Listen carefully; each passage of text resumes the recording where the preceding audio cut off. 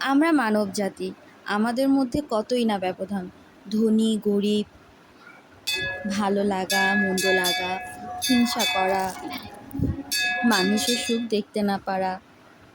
আমরা দিন শেষে ভুলে যাই যে আমাদের শেষ গন্তব্য হচ্ছে শ্মশান।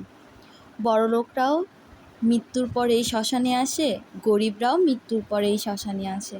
সবার শেষ ঠিকানা হচ্ছে মহাশ্মশান ঘাট।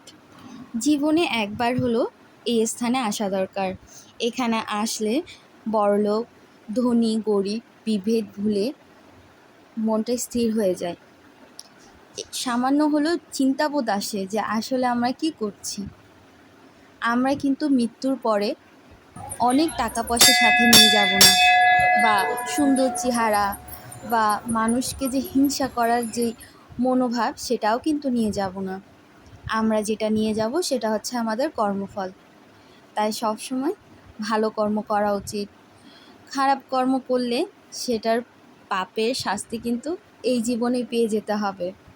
আমি সেটা খুবই বিশ্বাস করি। অষ্টমীতে বেরিয়েছিলাম পুজো দেখার জন্য, সাথে ছিল মা শ্মশানকালী। তাই চলে আসলাম মা শ্মশানকালীকে দর্শন করার জন্য।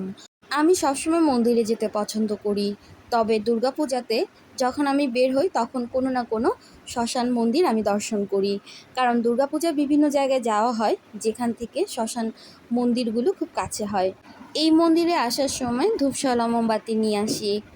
প্রত্যেক বাড়ি মন্দিরে এসে আমি ধূপশালা মোমবাতি ধরিয়ে দিই এবং কিছুক্ষণ নীরবতা পালন করি এবং চিন্তা করি যখন আমি মারা যাব তখন আমার দাহ এখানেই হবে।